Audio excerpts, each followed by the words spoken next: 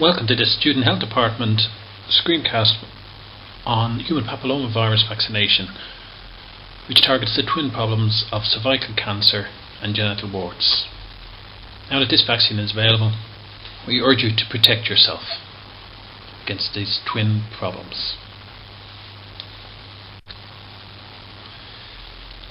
In the past 18 months, a new vaccine has become available to prevent infection with HPV. These are the viruses responsible for over 90% of genital warts and 70% of cervical cancer. And the vaccine available in the Student Health Department is called Gardasil, which is available in a course of 3 doses over a 6-month period at a total cost of €300. The human papilloma virus causes very many common viral infections with over 100 subtypes of HPV, classified as either low risk, non-oncogenic or non-cancer causing types which cause genital warts, or the high risk cancer causing oncogenic types which cause cervical and other cancers. It's important to remember, however, that these are frequently harmless and are cleared by the body's own immune system. Unfortunately, however, occasionally they do persist and lead to a range of problems from the trivial to the potentially fatal. There are over 180 new cases of cervical cancer every year in Ireland, with approximately 70 people dying. Cervical cancer is caused by persistence of infection with HPV, and HPV virus has been found in 99.7% cases of cervical cancer. And the subtypes of HPV virus 16 and 18 have been shown to be present and responsible for 70% of the cases of cervical cancer.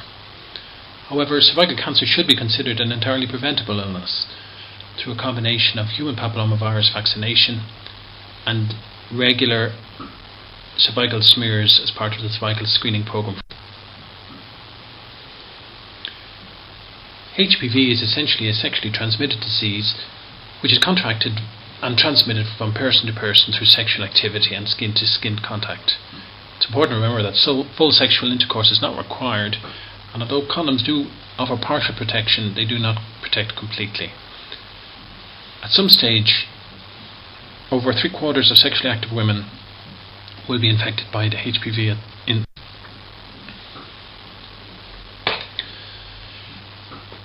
If you do become infected, it's important to remember again that the majority of your infections will be cleared over some months and you will never be aware that you have contracted HPV. However, some HPV infections do persist, and months later the non-oncogenic low-risk types progress to cause external genital warts, which can be very upsetting, and occasionally the oncogenic or cancer-causing HPV subtypes can present with cancer of the cervix or other genital region many years later. Unfortunately, technology doesn't permit us any way of telling who will clear the HPV infection, who will develop warts, and who will develop cancer. In those of you who do contract HPV, progression to cancer is not inevitable. The precancerous changes to cervical cancer are a slow process taking place over a period of up to 10 to 20 years. The majority of your infections are cleared, and even if cervical cancer has developed, the early stages can be treated and cured. It's important once again to remember that HPV and cervical cancer can now.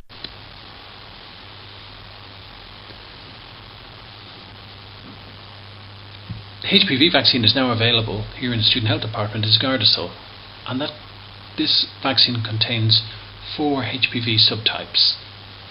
Subtypes 16 and 18, which cause 70% of the cases of cervical cancer, and subtypes 6 and 11, which cause 90% of genital warts. If you do complete the course, this therefore has the potential to protect you against 90% of genital warts and at least 70% of cervical cancer. At this stage, the protection appears to be long lasting, and boosters are not yet recommended. The optimal time to be vaccinated is before you commence sexual activity or early in your sexual life where you have had few sexual partners.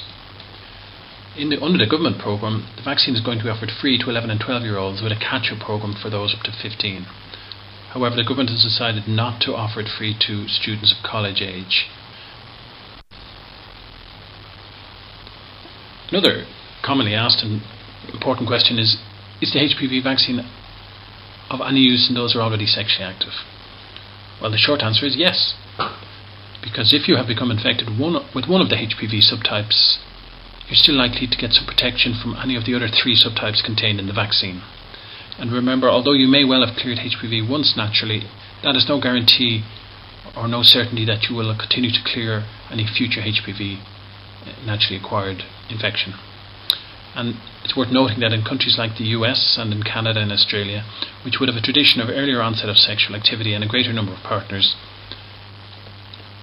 the vaccine is offered to women. The course consists of 3 shots on month 0, month 2 and month 6, and although when introduced first it was a very expensive vaccine, through a combination of not having to charge you a consultation fee and bulk discount, we've managed to offer the vaccine at €100 per shot or €300 for the total course. This is a considerable reduction on the prices that you may have to pay in other centres, which can be anything up to €450 to €600. Unfortunately, the cost of the vaccine is not currently reimbursable either by those who have private health insurance or to those who hold a medical card. It's worth noting that there are very few adverse effects being reported, principally mild soreness at the site of the injection, headache, itching or skin rash. So what next? Well, why not discuss this with your doctor or nurse on your next visit? And remember, although it is an expensive vaccine, many families have offered to pay the cost of what might be a life-saving intervention, or at the very least might prevent you from contracting an embarrassing case of genital warts. We now have a vaccine to protect you and prevent the development of cervical cancer and genital warts. Strongly encourage you to protect yourself and act now.